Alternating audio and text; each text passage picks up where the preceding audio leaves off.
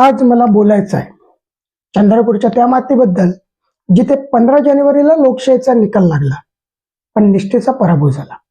चंद्रपूर महानगरपालिकेचे निकाल दिनांक 15 जानेवारीला जाहीर झाले. आकडा काय तर भाजप 24 वर, जो भाजप कालपर्यंत 36 वर होता तो आज 24 वर का फेकला गेला याचे उत्तर शोधण्यासाठी कोणत्याही राजकीय चाणक्याची गरज नाही.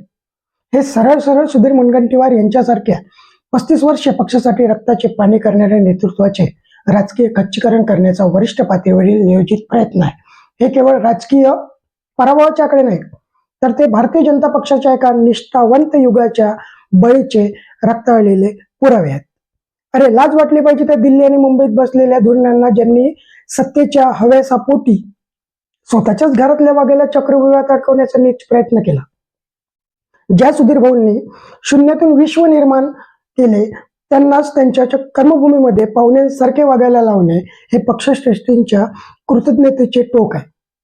या राजकीय षडयंत्राची सुरुवात 2024 मध्ये झाली होती. राज्यात महायुतीचे सरकार आले खरे, पण 35 वर्षाची निष्ठा आणि अफाट प्रशासकीय अनुभव असूनही मुनगंटीवारांना मंत्रिमंडळापासून जाणीवपूर्वक दूर ठेवण्यात आले.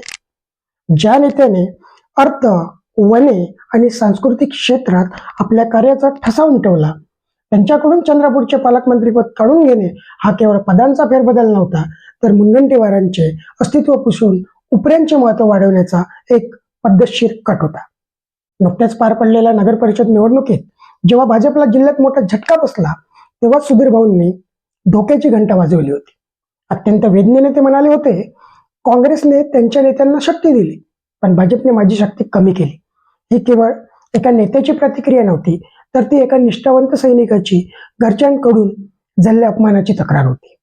आणि शिंगणापूर नंतर भाजप एकमेव असा पक्ष आहे ज्याचे दरवाजे सर्वांसाठी उघडे आहे, असे उपरोतिक विधान करून त्यांनी पक्षश्रेष्ठींना बजावले होते की उपऱ्यांसाठी दरवाजे उघडे ठेवताना निष्ठावंताच्या भिंती पाडू नका.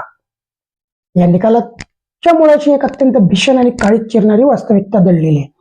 सुधीर भाऊंनी ज्याला एकेकाळी स्वतःचे प्रतिबिंब मानले, ज्याला आपल्या अत्यंत जवळच्या वर्तुळात स्थान देऊन नियोजनाचे सर्व सूत्रे सोपवली, त्याच जवळच्या घटकाने मालकाला अंधारात ठेवून स्वतःचे वेगळे राजकीय शेतीत शोधण्याचा प्रयत्न केला. उमेदवारी वाटपावेळी मुनगंटीवार यांनी बजावले होते की हे घर मोठे करण्यासाठी आम्ही रक्त आटवले, पाहुण्यांनी हे घर आमचं आहे असं बोलू नये. पण आज पाहुण्यांनी केवळ घराचा ताबाच घेतला नाही, तर घर मालकालाच घराबाहेर काढण्याचे कारस्थान रचले. 17 उमेदवाराचे एबी फॉर्म पळवण्यात आले. हा मुनगंटीवाराचा आरोप सिद्ध करतो की या पाहुण्यांनी भाजपच्या संस्कृतीला टागेगिरीचा डाग लावला. आपलेच लोक जेव्हा शत्रूच्या गोट्यात सामील होऊन अधिकृत फॉर्म पळवतात तेव्हा समजून जा की हा पराभव नैसर्गिक नाही, तर ती जाणीवपूर्वक घडून आणलेली राजकीय हत्या आहे. भाजपला या निकालातून एक कठोर संदेश मिळाला आहे.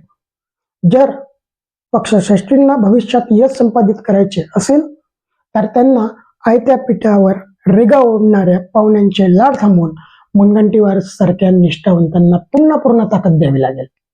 आज मनपा गेली, उद्या समोर उभ्या असलेल्या जिल्हा परिषद आणि पंचायत समितीच्या निवडणुकामध्ये हाच परिणाम अधिक भयावह ठरू शकतो. 2 समांतर नेतृत्व उभी करून कार्यकर्त्यांची जी सामूहिक राजकीय आत्महत्या घडून आणली गेली आहे त्याचे प्रायश्चित्त पक्षाला भोगावे लागेल. सत्तेसाठी केलेले जोरगेवार हे तात्पुरते असतात, पण निष्ठेने केलेला मुनगंटीवार हा समोरच्याचे अस्तित्व पुसून टाकल्याशिवाय शांत बसत नाही. बाहेरून आलेला वार झेलता येतो, पण घरातून झालेला विश्वासघाताचा वार अख्खा पक्ष उद्ध्वस्त करतो. जय हिंद.